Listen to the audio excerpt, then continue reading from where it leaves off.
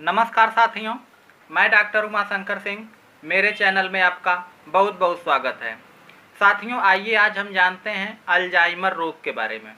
साथियों, जो अल्जाइमर रोग होता है यानी कि जिसको कि अल्जाइमर डिजीज बोलते हैं, इसका साथियों मैं आपको बता दूं, इसका लक्षण, कारण और निदान और उसके साथ साथ होम्योपैथिक उपचार साथियों मैं आपको बताऊंगा। लेकिन इसको बताने से पहले मैं आपसे रिक्वेस्ट करूंगा कि आप मेरे चैनल को सब्सक्राइब कर लीजिए, उसके साथ साथ बेल आइकन को भी दबा दीजिए ताकि मैं जो भी वीडियो बनाऊं वो आपको आसानी से मिल जाए। तो साथियों चलिए शुरू करते हैं। साथियों, जो अल्जाइमर्स रोग होता है, सबसे पहले तो हम इसकी बात कर लेते हैं कि ये क्या होता है। साथियों, जो अल्जाइमर्स रोग होता है, इसका जो है कि प्रगतिशील न्यूरोडिजनरेटिव डिसऑर्डर होता है, यानी कि जो बूढ़े व्यक्तियों में ज़्यादातर पाया जाता है। और साथियों यह जो है कि डिमेंशिया का सबसे आम कारण है।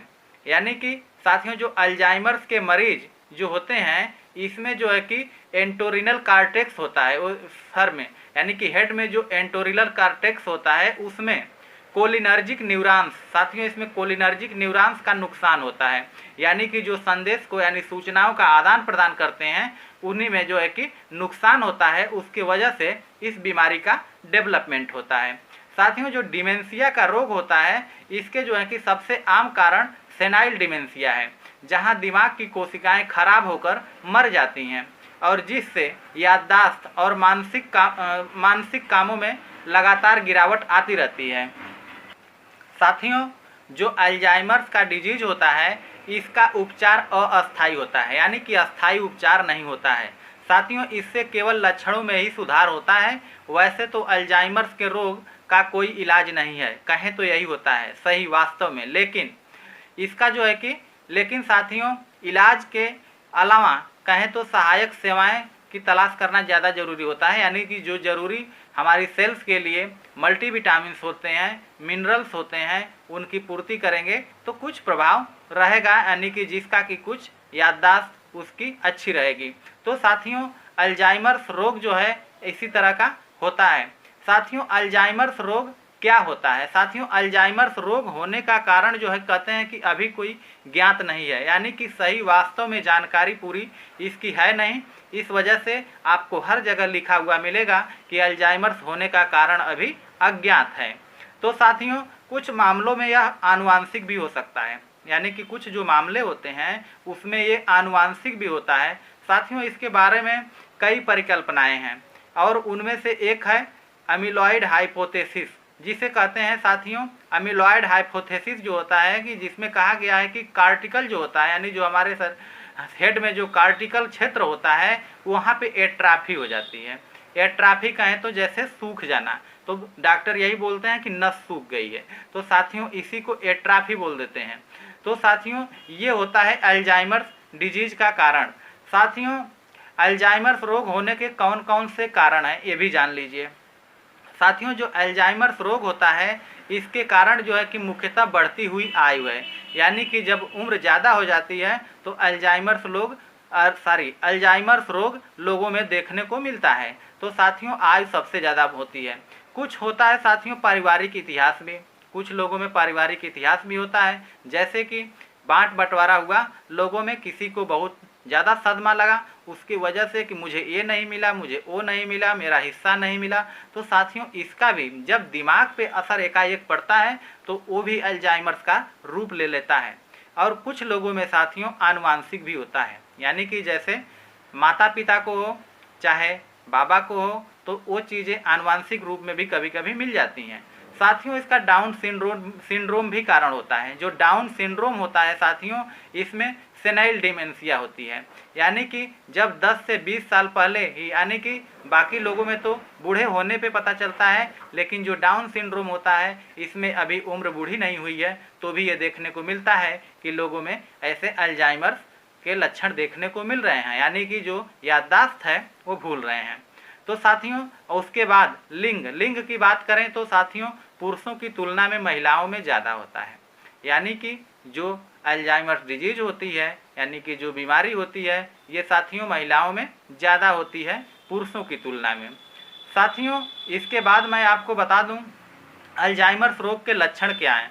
साथियों जो अल्जाइमर्स रोग के लक्षण, सबसे ज़्यादा लक्षण जो है साथियों याददाश्त में नुकसान होना, यानी कि जो याददाश्त होती है लोगों की, वो याददाश्त धीरे धीरे कम हो जाती है और लोग भूलने की शिकायत करते हैं कि मुझे ये चीज़ भूल जाता हूँ, कि कोई सामान रखता हूँ कहीं तो भूल जाता हूँ, मैं एक दिन पहले क्या खाया था वो भी भूल गया, और मैंने अभी अभी थोड़ी देर पहले मुझसे फला आदमी ने क्या कहा वो भी भूल गया कि क्या कहा।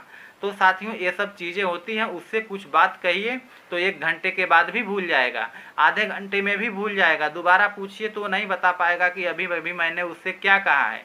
तो साथियों ये होता है अल्जाइमर्स डिजीज। साथियों याददाश्त में मेन रूप से कमी होती है। उसके बाद दूसरा लक्षण होता है डिप्रेशन। साथियों डिप्रेशन भी बहुत ज़्यादा कारण होता है अल्जाइमर्स डिजीज का। तीसरा लक्षण होता है साथियों उदासीनता। साथियों पहला याददाश्त का नुकसान हो गया, दूसरा डिमेंशिया हो गया, तीसरा उदासीनता, यानी कि वो आदमी बहुत ही ज़्यादा उदास रहेगा। लेडीज हो तो वो भी ज़्यादा उदास रहेंगी, हमेशा उदास।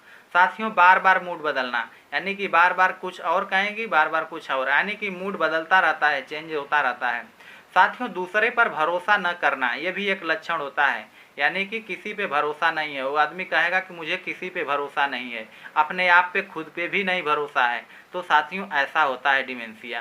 साथियों उसके बाद मैं बात कर लूँ इस लक्षण में, तो साथियों चिड़चिड़ापन भी बहुत होता है, यानी आक्रामक चिड़चिड़ापन होता है।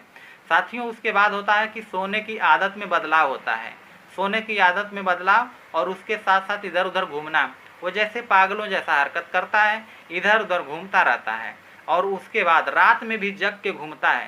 साथियों बिस्तर से उठ के घूमेगा फिर सो जाएगा, फिर रात में ही उठेगा, फिर टहलेगा, घूमेगा, फिर सो जाएगा। तो साथियों ये होता है अल्जाइमर्स डिजीज। साथियों भ्रम, जैसे कि विश्वास करना कुछ चोरी हो गया है, वो हमेशा भ्रम में रहता है कि कुछ चोरी हो गया है, चाहे भ्रम में रहेगा कुछ चोरी हो जाएगा, इस वजह से भी रात में उठ के टहलता रहता है। तो साथियों ये हो गया अल्जाइमर्स रोग का लक्षण। साथियों इसका जो है कि निदान कैसे किया जाता है। साथियों इसका निदान तो कहें तो पूरी तरह से नहीं हो पाता है, लेकिन कुछ इसमें उपाय किए जाते हैं जिससे कि अल्जाइमर्स का लक्षण कुछ हद तक कम होता है, बस इतना ही होता है। साथियों उसके बाद मैं आपको बता दूं कि जो इसमें कुछ होम्योपैथिक उपचार हैं उसको मैं आपको बताऊंगा। तो साथियों सबसे पहली मेडिसिन है इसमें अल्जाइमर्स रोग का, सबसे पहली मेडिसिन है नक्स भूमिका।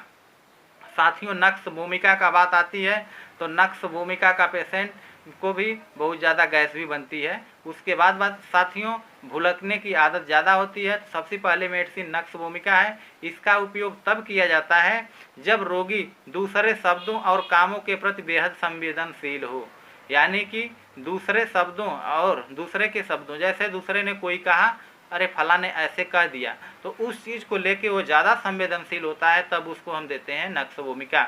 हमेशा अपनी तरफ ध्यान देने की मांग करता है, वो हमेशा यही कहता है कि मेरे तरफ कोई ध्यान नहीं देता है, मेरे तरफ ध्यान दिया करो, मुझे ये हो गया, मुझे वो हो गया, वो यही कहेगा कि मेरा इलाज नहीं हो रहा है, इस तरह का। तो साथियों नक्स भूमिका देना है। दूसरी मेडिसिन आती है साथियों मर्क साल। साथियों मर्क जो होता है उन रोगियों को दिया जाता है जिन्होंने अपने सभी भावनाओं को खो दिया है, यानी कि उस अपने सभी भावनाओं को खो दिया है और उसकी याददाश्त काफ़ी हद तक कमज़ोर हो जाती है और उसको कुछ याद नहीं रहता है। तो साथियों इसमें जो है कि मर्क साल देते हैं। तो साथियों ये हो गया मर्क। और रोगी की नज़र कहें तो सांस और दुर्गंध और ज़्यादा मात्रा में लेपी हुई जीभ की समस्याएं हैं, यानी कि वाइट कोटिंग होती है, ये सब चीज़ों को देखते हुए साथियों मर्क देंगे। साथियों तीसरी दवा आती है इग्नेशिया। साथियों जो इग्नेशिया होती है उन लोगों को दिया जाता है जिनका मन ज़्यादा संवेदनशील होता है और उन्हें अवसाद और दुख रहता है। और एक चीज़ और देखेंगे साथियों, जो इग्नेशिया का पेशेंट होता है, महिलाएं जो होती हैं हमेशा स्ट्रेट बैठती हैं, यानी कि एकदम सीधी बैठती हैं, तन के बैठती हैं, ऐसे तन के बैठेंगी, और वो जो हैं कि दुखी ज़्यादा होती हैं अवसाद से, यानी कि कोई किसी ने कुछ कह दिया तो उनको वो चीज़ बात ज़्यादा लग जाती है, तो उस केस में आपको इग्नेशिया देना है। साथियों उसके बाद मेडिसिन आती है कैलकेरिया कार्ब। साथियों जो कैलकेरिया कार्ब होती है यह भी एक प्रभावी होम्योपैथिक मेडिसिन है, जहाँ पे कहें तो जहाँ दिमाग और अन्य अंग ठीक से विकसित नहीं होते हैं ऐसा लगता है, तो वहाँ पे कैलकेरिया कार्ब देते हैं। साथियों इसके बाद की मेडिसिन आती है लाइकोपोडियम। साथियों जो लाइकोपोडियम होती है, इस दवा का उपयोग जो है तब किया जाता है जब व्यक्ति को ज़्यादा निराशा होती है। साथियों जब व्यक्ति को बहुत ज़्यादा निराशा हो, यानी कि जब वह दुखी रहता है और अपनी गतिविधियों के बारे में हमेशा चिंता करता है कि मैं क्या करूं, मैं कैसे रहूंगा, और वो एक चीज़ और देखने को मिलता है कि साथियों जो लाइकोपोडियम होता है, यदि वो हैवी है यानी दूसरे पे डोमिनेटिंग रखने का प्रभाव ज़्यादा जताता है, यानी कि जो उससे कमज़ोर है उसको ज़्यादा दबाने का प्रयास करता है, लेकिन यदि कोई उससे सुपीरियर मिल जाता है तो उसके सामने वो चुप हो जाता है, यानी कि अपने से कमज़ोर को बहुत ज़्यादा चिल्लाएगा, बहुत ज़्यादा बोलेगा, उसको दबाने का प्रयास करेगा, लेकिन जैसे ही उससे ज़्यादा यानी कि उससे पावरफुल व्यक्ति मिलेगा तो उसके सामने वो कुछ नहीं बोलेगा और उससे दब जाएगा और शांत हो जाएगा। साथियों इसके बाद बात कर लेते हैं कैमोमिला की। साथियों एक मेडिसिन आती है कैमोमिला। साथियों कैमोमिला का उपयोग जो है कि गंभीर उत्तेजना के इलाज में होता है, यानी कि जब बहुत ज़्यादा उत्तेजना हो, मरीज में बहुत ज़्यादा उत्तेजना हो, जब रोगी बहुत आसानी से गुस्से में आ जाता है, चिड़चिड़ापन हो जाता है, तुरंत गुस्सा के चिल्लाने लगता है, तो इस केस में साथियों आपको कैमोमिला देना है, यानी कि गुस्सा ज़्यादा आता है तो साथियों कैमोमिला देना है। तो साथियों ये हो गया होम्योपैथिक इलाज। तो साथियों बस इतना ही, अगली वीडियो में फिर मिलेंगे, तब तक के लिए जय हिंद, धन्यवाद साथियों। साथियों अल्जाइमर्स डिजीज की एक दवा और आती है जिसे हम जेनसेंग बोलते हैं। साथियों जब याददाश्त में कमी हो जाती है तो इस दवा को देना है, जो कि बहुत अच्छा काम करती है।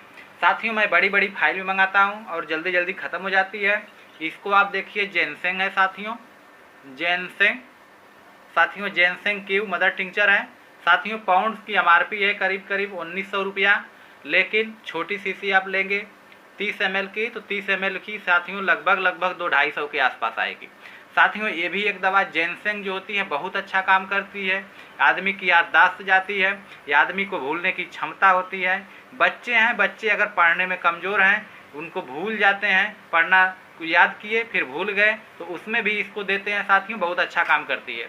तो साथियों जेनसेंग है जो याददाश्त को अच्छी बनाती है और याददाश्त सही रहती है। तो साथियों जेनसेंग भी आप यूज करके अवश्य देखिएगा। धन्यवाद साथियों।